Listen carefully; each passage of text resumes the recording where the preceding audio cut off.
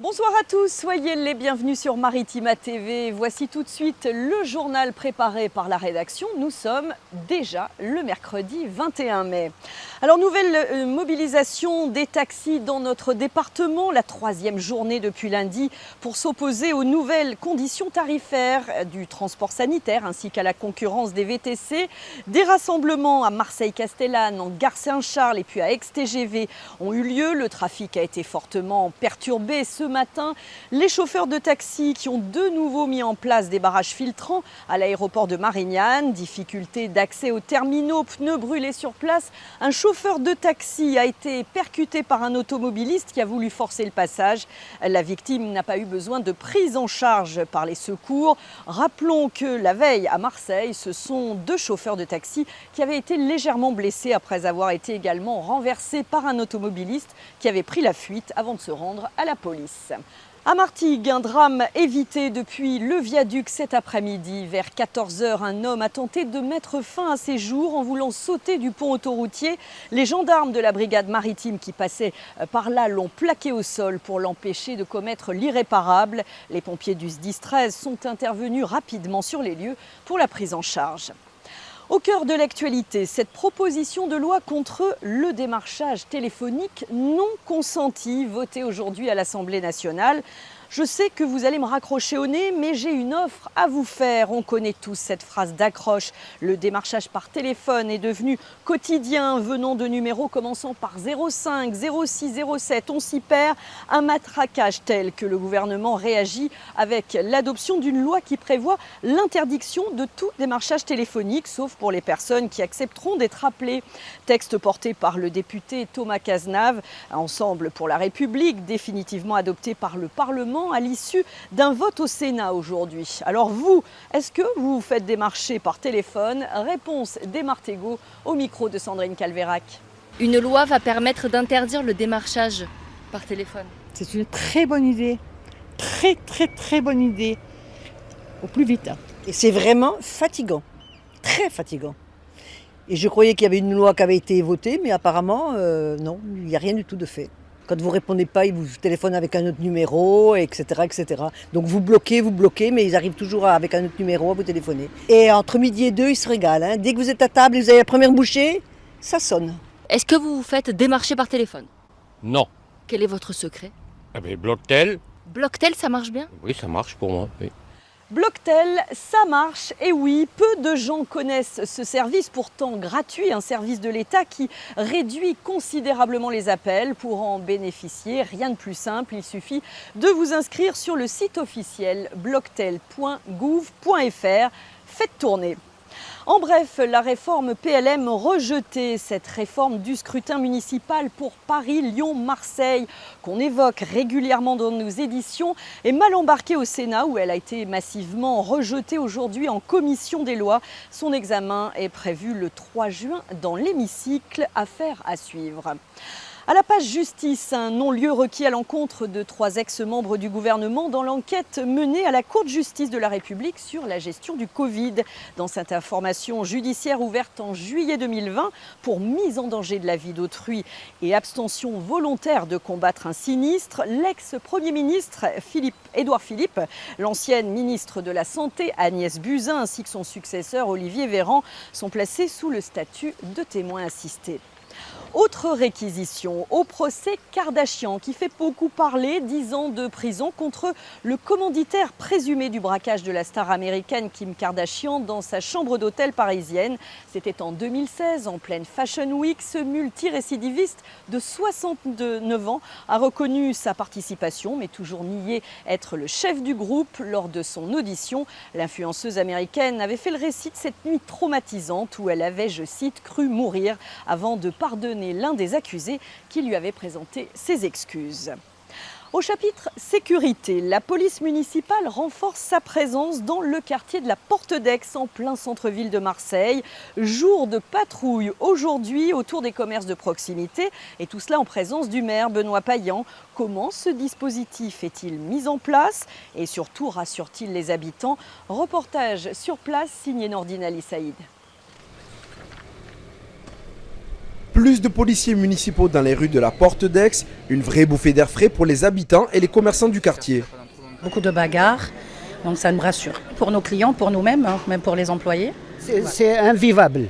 Les voyous, ils sont partout, la drogue, c'est partout. C'est un lieu que j'aime bien fréquenter, j'habite pas très loin et ça se passe bien, voilà. Faut aller encore plus loin. Ça, à mon époque, c'était pas comme ça. La municipalité a sectorisé la police municipale en juin 2024. Résultat, plus d'agents sur le terrain avec une présence renforcée au quotidien. Autour de la Porte d'Aix, ils sont désormais 15 à se relayer jour et nuit, soit 5 fois plus qu'avant. Une présence qui, selon Céline Lefléfiant, directrice de la police municipale de Marseille, ne laisse rien passer. Dans les petites ruelles, s'il va falloir aller dans les petites ruelles, les VTT ils peuvent se déplacer, ils sont mobiles. Si on doit intervenir rapidement, les motards ils ont une capacité d'intervention très rapide. Et les scooters c'est l'entre-deux. En fait c'est l'ensemble de ces différents moyens qui va nous permettre d'avoir ces résultats. Après Noailles il y a quelques semaines et aujourd'hui la Porte d'Aix, c'est tout l'hypercentre qui est dans le viseur, indique Benoît Payan, le maire de Marseille. Vous savez qu'en politique, ce que je préfère à la parole, c'est les actes. C'était de recruter là chaque année 100 policiers municipaux, c'est ce qu'on fait. Et donc il y en aura 700 à la fin de l'année, 800 à la fin de l'année prochaine. Et des policiers municipaux qui soient proches de la population, qui ressemblent à la population, qui respectent la population. La municipalité prévoit d'installer une caméra 360 degrés sur l'arc de triomphe de la Porte d'Aix, avec pour objectif d'étendre ce dispositif dans un premier temps jusqu'au 7e arrondissement. Un exercice de sécurité demain après-midi à Berre, piloté par le pôle pétrochimique. Il se déroulera à l'extérieur du site, au clos Saunier, au nord des Salins. Il concernera des canalisations de transport. Alors pas d'étonnement si vous croisez des véhicules d'intervention ou même des véhicules du SDIS sur le domaine public. Aucune réaction ni même comportement particulier n'est attendu de la population. Allez, on met sa blouse, on vous emmène au bloc opératoire. Depuis maintenant 2 ans, le centre hospitalier de Martigues s'est équipé d'une nouvelle machine d'imagerie médicale. Un outil précieux, vous l'imaginez, qui permet de détecter les signes du cancer de la prostate. Nous avons rencontré le docteur et chirurgien urologue Harry Toledano. Il nous explique comment fonctionne cet appareil. Attention, certaines images peuvent être choquantes pour les plus jeunes. Voici tout de suite le reportage signé Alexandre Perroux. C'est une technologie de dernière génération, c'est de l'échographie de haute résolution avec une imagerie de qualité minimum 3 fois supérieure à une échographie standard qui nous apporte un diagnostic de précision dans le dépistage du cancer de la prostate et qui vient en complément de l'IRM. Donc on a vraiment une imagerie qui est maintenant évaluée comme équivalente à l'IRM de prostate.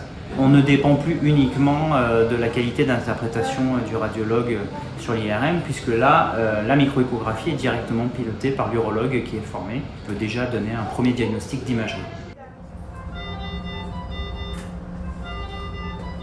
Nous avons pu acquérir cette technologie il y a plus de 2 ans. Là, nous avons pu réaliser déjà 200 biopsies éco-guidées par micro-échographie. L'enjeu de ce dépistage individuel, c'est vraiment de dépister la maladie à un stade localisé, dans une fenêtre de curabilité, c'est-à-dire dans un temps où la maladie ne donne pas de symptômes, où la maladie est localisée à la prostate et que à la prostate, et où on sait qu'on pourra guérir le patient. Si la maladie commence à sortir de la prostate, à donner des adénopathies, des métastases, alors là le pronostic est un peu plus sombre bien entendu. Le cancer de la prostate est le cancer masculin le plus fréquent. Sachez-le, il touche chaque année près de 60 000 hommes en France. Le docteur conseille donc de faire tous les examens de dépistage dès la cinquantaine. Un bon geste pour la planète. Chaque année, le mégoton permet de sensibiliser à la pollution. Le but, c'est de ramasser un maximum de mégots jetés par terre. Ce matin, ce sont les enfants de la ville de Saint-Chamas qui se sont attelés à la collecte. Reportage de Sandrine Calvérac.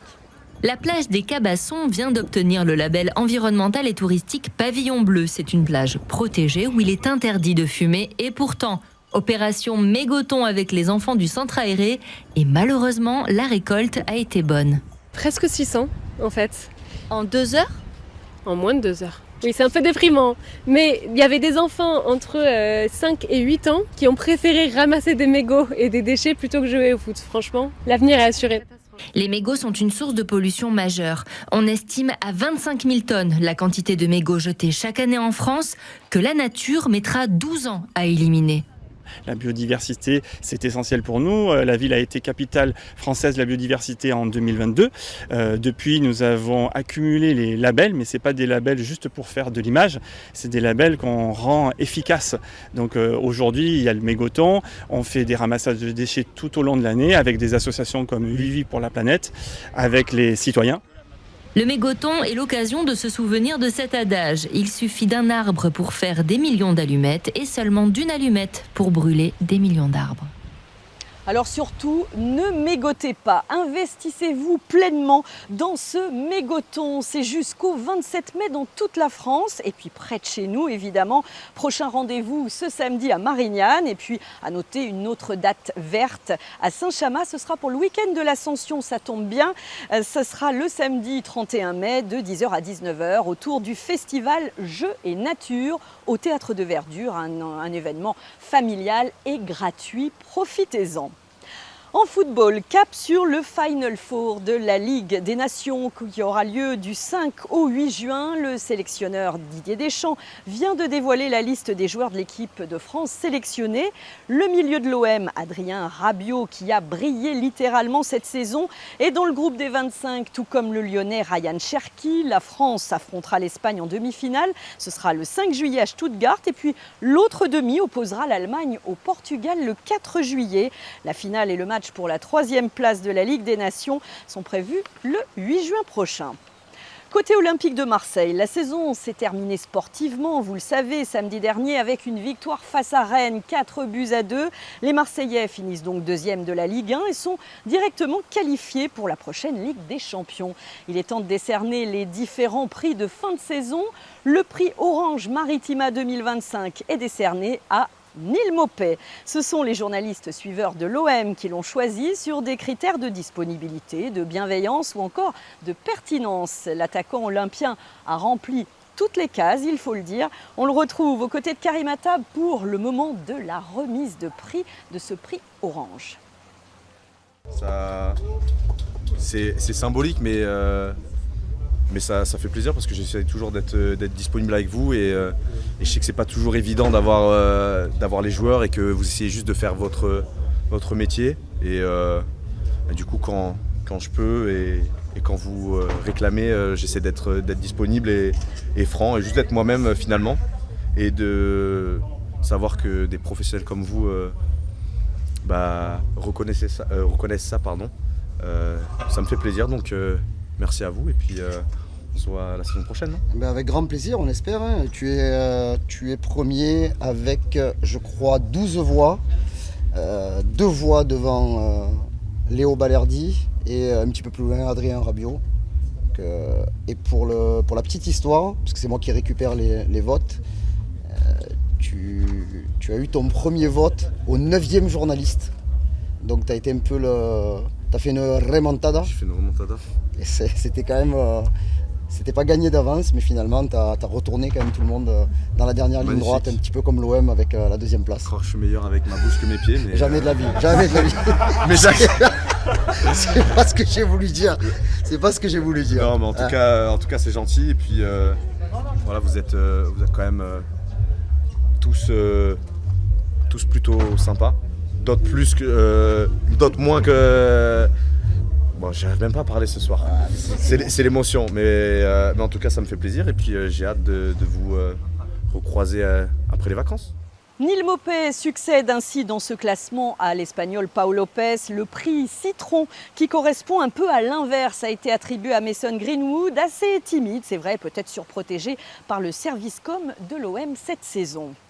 Concernant les dirigeants olympiens, aux dernières nouvelles, Pablo Longoria, Mehdi Benatia et Roberto De Zerbi se sont envolés pour les USA à la rencontre de Frank McCourt, propriétaire de l'OM, pour faire un point de situation générale du club. On vous tient évidemment au courant. Foot toujours et Marignane Gignac rétrogradé administrativement en National 3, une sanction de la DNCG, le gendarme du football français, qui repose sur un déficit de l'association. Le club nous a indiqué qu'il allait faire appel, affaire à suivre. À Martigues, le quartier de Boudême va fêter ses 50 ans ce vendredi. Et pour l'occasion, on vous propose une mini-série pour découvrir ce quartier plus amplement. Joey Temple, notre reporter, est allé à la rencontre de 3 habitants pour qu'ils nous racontent leur Boudême. Alors l'aventure commence par Maximilienne Richaud. Elle est arrivée en 1977. Cette presque octogénaire est une figure incontournable de Boudême. Tout le monde l'appelle Maxi. Elle évoque ses relations de voisinage et notamment avec les jeunes. Les gens de l'immeuble, on est amis depuis des lustres et puis, comment je peux dire, quand on a besoin, on sait qu'ils sont là. Je faisais l'aide aux devoirs, donc tous les petits, on se connaît. Mais à l'époque, j'en avais un, il me disait « Vous allez à la plage, je vais avec vous ». Donc hop, je l'emportais avec moi à la plage. « Vous allez où ? Je vais faire les commissions, je vais avec... » Voilà, il y avait ça. Pas avec tout le monde, mais avec au moins un, c'était ça. C'était la famille, en fait, je crois. J'avais la maison toujours pleine de jeunes qui venaient. C'était ça, c'était familial. Les enfants étaient ensemble, on allait ensemble.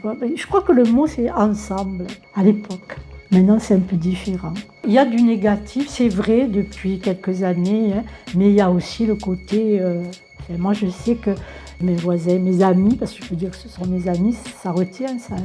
Après, on passe sur le reste. On rouspète, on râle et on reste. Ses premiers souvenirs de Boudême, les liens qu'elle a tissés, l'évolution de son quartier, le témoignage de Maxi est à découvrir dans son intégralité en podcast sur notre site maritima.fr. Et on en profite pour saluer tous les habitants du quartier de Boudême qui sont nombreux à nous suivre depuis tant d'années. Merci beaucoup pour votre fidélité. À Martigues toujours, coup d'envoi aujourd'hui d'une nouvelle fête autour de l'histoire. Pop Histoire, un titre qui claque pour cet événement organisé par la ville en collaboration avec la librairie La Linéa et puis l'historien Pierre Cernat, professeur à la Sorbonne. Ça se déroule sur 5 journées. À vous les ateliers, les animations autour de thèmes historiques, le tout dans des lieux emblématiques de la ville comme le Théâtre des Salins, le cinéma La Cascade ou encore le Musésième. L'occasion pour Pierre Daréville, conseiller municipal de la ville de Martigues, de se réapproprier son histoire. On écoute ses propos au micro d'Alexandre Pérou. Oui, l'histoire est bien souvent instrumentalisée, manipulée, altérée. On constate dans la société ce que j'appelle le syndrome du poisson rouge, mais aussi beaucoup, encore une fois, de falsification de l'histoire. La mettre sur la place publique, c'est aussi une manière de se redire qui nous sommes, d'où nous venons, d'essayer de comprendre ce qui nous arrive et peut-être ce qui pourrait nous arriver. C'est une manière de se redonner du pouvoir d'agir. Voilà. Donc notre histoire est un élément important à connaître et l'histoire des autres m'intéresse et c'est aussi mon histoire. Voilà. C'est un peu ça que nous voulons dire. Et dans l'histoire que nous proposons, il y a la présence du peuple, des femmes et des hommes qui habitent ici à Martigues, qui font l'histoire, eux aussi, elles aussi. Voilà. Donc le message que nous voulons envoyer, c'est celui-là. Nous avons toute notre place dans l'histoire et avec l'histoire. Pop Histoire, c'est gratuit et en accès libre. C'est jusqu'à dimanche. Toute la programmation détaillée est à retrouver sur le site de la ville de Martigues. Une distinction pour le festival d'Aix-en-Provence. L'un des plus grands rendez-vous internationaux de l'art lyrique s'est vu décerner aujourd'hui même le prix suédois Birgit Nilsson. Alors il s'agit du premier festival à recevoir cette récompense généralement réservée aux artistes de musique classique. $1 million à la clé, c'est pas mal. La 77e édition du festival d'art lyrique d'Aix aura lieu, notez bien, du 4 au 21 juillet. Et on termine par le grand écran et les yeux rivés sur un blockbuster. 8e opus de Mission Impossible avec Tom Cruise, présenté hors compétition au Festival de Cannes et en sortie nationale aujourd'hui. Réaction lors de l'avant-première au multiplex Le Palace à Martigues, au micro de Chef. Excellent, très bon film franchement. Et on finit sur une belle fin quand même. Très belle fin pour Mission Impossible et puis voilà, excellent. On s'est régalé. C'était super sympa comme à chaque fois, c'est vraiment bien. Beaucoup de cascades, beaucoup de... Bon, c'est un peu too much quand même. Voilà, non mais c'était super. Ouais, franchement, c'est régalé. Moi, j'ai beaucoup aimé parce que Mission Impossible, c'est mon film préféré. Et ce que j'ai surtout aimé, c'était la cascade avec les 2 avions. Tu as revu donc le premier, c'était en 96. Tu as revu ça? Je les ai tous vus. Et ton préféré, on va dire, c'est le dernier là ou... Non, c'est plutôt le 4. Moi, j'ai adoré. Ouais. Oui, c'était parfait. Voilà. La boucle est bouclée, on va dire? C'était parfait. La boucle est bouclée. Oui, c'était bien. C'était bien. Pas le meilleur quand même. C'était pas le meilleur, mais ça allait. Ça... Les 2h45 sont bien passés. C'était super, c'était extraordinaire. Toujours égal à lui-même et c'est génial. Qu'est-ce qui vous a plu en fait? L'action, le côté comment ça allait se terminer, l'intrigue, le côté toujours Mission Impossible, c'est l'impression que c'est impossible, mais il y arrive toujours. Bon, comme d'habitude, mais bon, celui-là, je pense que c'est le meilleur. Dans la lignée de Tom Cruise, tout ce qu'il a pu faire jusqu'à présent, c'est la continuité, mais vraiment exceptionnelle. Les cascades, tout y était, du grand Tom Cruise. Nos vies sont la somme de nos choix. C'est ta raison d'être, ta destinée. Je n'ai pas de regrets. Tu ne devrais pas en avoir.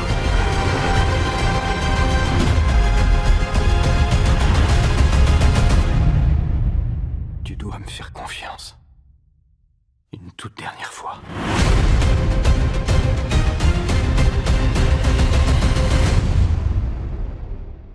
Et on compte évidemment sur Tom Cruise pour drainer les foules au ciné, autant que pour Top Gun Maverick. C'était il y a 3 ans déjà. Comme on dit, à cœur vaillant, rien d'impossible. C'est la fin de ce journal. Merci à vous de l'avoir suivi. On vous souhaite une excellente soirée sur Maritima TV et on se retrouve demain pour de nouvelles infos. Salut!